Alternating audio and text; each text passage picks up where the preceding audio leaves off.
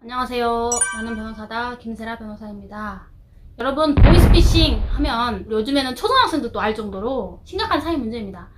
보이스피싱을 피해를 당하면 그 피해금이 엄청나게 큰 경우가 많고 불특정 다수인을 상대로 조직적으로 이루어지기 때문에 검찰에서는 이거 상당히 심각하다라고 보고 엄청 중하게 구형하고 있어요. 검사 구형이 그렇다 보니까 판사님도 검사 구형을 아주 무시할 순 없잖아요. 그래서 보이스피싱에 가담하기만 했다고 하면 그 가담의 경중을 불문하고 엄청나게 중한 형이 선고되고 있는 것이 현실입니다. 그래서 저도 보이스피싱으로 연루돼서 피고인이 되신 분들 변호를 많이 하기도 했지만 오늘 이제 소개할 판례는 보이스피싱에 가담을 했습니다. 수금책, 현금 수금책, 수거책이라고 하죠. 수거책, 수금책으로 가담했다고 해가지고 사기 방조죄로 기소가 돼가지고 재판을 받은 피고인 A씨가 대법원에서 무죄 확정을 받은 사례예요. 최근 판례입니다. 자, 일단 사실관계를 먼저 볼게요. A씨는 구인 광고 글을 보게 됐어요. 그 구인 광고 글에는 땡땡땡 법무사라고 돼 있어요. 땡땡땡 법무사가 광고를 하는 것처럼 표시돼 있었어요. 그리고 그 내용에는 법원 경매 및 채권 관련 외근이다 라고 돼 있었어요. 그러니까 이 광고를 본 A씨 입장에서는 이거 어디 법무사 사무실에서 채권 추심이나 경매 관련해서 외근을 나가는 직원을 뽑는구나 이렇게 생각을 하고 거기에 이제 전화를 해서 채용이 됐어요. 그래서 이제 거기서 하라는 대로 일을 합니다. 하라는 대로 일을 해요. 뭐 어디로 돈을 보내라고 그러면 보내고 어디 나가서 뭐 돈을 받으라면 받고 뭐 이런 일을 했던 것 같아요. 이제 이 A씨는 자기가 정말 단순하게 채권 추심 업무를 한다고만 생각했어요. 그리고 그 자기한테 일을 시키는 사람도 법무사라거나 또는 법무사의 사무장이라거나 뭐 이렇게 생각했던 거예요. 근데 알고 보니까 그게 아니었던 거죠.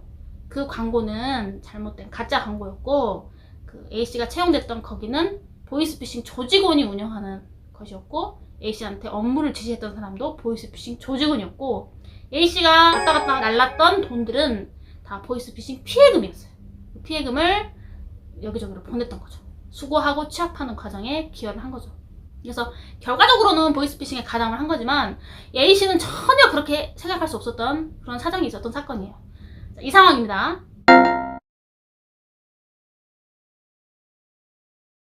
여기서 일단 1심 법원의 판사님은 사기 방조죄 인정된다라고 해서 유죄로 보고 징역 1년을 선고했어요. 그 주요 내용을 보면 A씨는 대학도 졸업했고 외국계 회사에서 근무도 하는 등 사회 경험이 없는 사람이 아니다. 그리고 이 A씨가 8번 정도 계좌이체한 내역을 보니까 합계금 1억 9천만 원이고 그 일을 하는 동안 한 5일 정도의 시간이 걸렸는데 그동안 이 A씨가 수당이라는 명목으로 한 300만 원 정도? 310만 원 정도를 받아요. 그러니까 이거는 너무 단기간에 고소득인데 A씨 정보되는 학력과 사회 경험을 가진 사람이 한 번도 이상하다고 생각하지 않았겠느냐. 이거 뭐 문제 있는 거 아니냐라고 의심했어야 되는 거 아니냐. 또한 정부와 언론에서 수년 전부터 보이스피싱, 그러니까 비정상적인 금융거래는 보이스피싱일 수도 있다는 경각심을 깨우쳐주고 초등학생도 알 정도로 보이스피싱에 대해서 문제의 심각성을 전 국가가 느끼고 있는데 이러한 부분을 하면서 이게 좀 이상하다라는 생각을 하지 않았다는 거는 좀 말이 안 된다 라고 봤던 거예요. 그래서 사기 방조의 고의가 충분히 인정된다 라고 봐서 징역 1년을 선고했어요. 그래서 A씨가 이제 억울해서 항소를 했는데 항소심 판사는 전혀 다른 판단을 했습니다.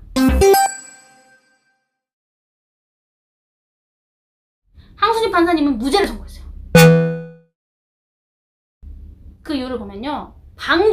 방조죄가 인정되려면은 방조자에게는 고의가 있어야 돼요. 그 고의는 방조의 고의라는 것과 정범의 고의라는 것으로 나눠집니다. 이 두 가지가 다 필요하거든요.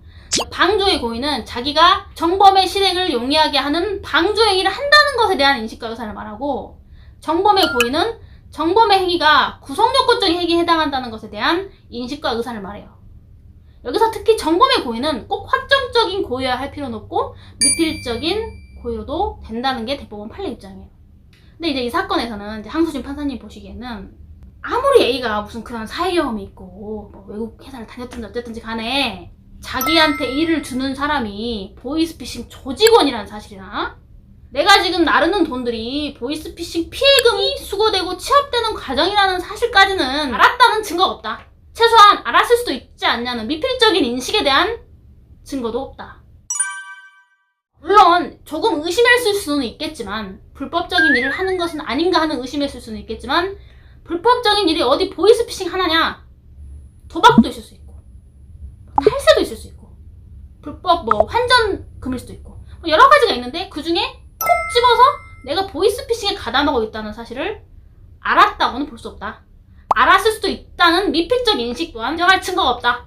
아무리 정부와 언론에서 수년 전부터 비정상적인 금융거래는 보이스피싱일 수도 있다는 홍보를 대대적으로 해왔다고 하더라도 A씨 입장에서 내가 지금 나에게 업무를 지시하는 사람이 보이스피싱 조직원이고, 보이스피싱 그 조직원들이 어떻게 돈을 수거하고 취합하는지까지는 어떻게 알겠느냐. 오히려 이 A씨 입장에서는 법무사 광고를 보고 채권 추심 업무를 한다고 했으니까 정상적인 업무, 그러니까 나는 채권 추심 업무를 하고 있구나 라고 생각했다는 것이 오히려 설득력 있다. 그래서 사기 방조로 볼 수 없다. 사기 방조의 고의가 인정되지 않는다고 해서 무죄 판결한 거예요. 여기에 대해서 대법원도 항소심 판사님의 결론이 맞다.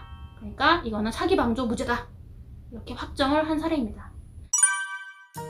보이스피싱에 가담했다라고 했을 경우에 대부분은 사실 피고인의 어떠한 항변이 받아들여지기 어려운 것이 사실입니다. 몰랐다. 보이스피싱도 몰랐다라는 항변이 안 받아들여지는데, 이 A씨의 사례는 약간 특수한 부분이 있었고, 그러한 사실관계가 재판 과정에서 충분히 설득력 있게 입증이 되었고 주장이 되었던 것으로 보여져요.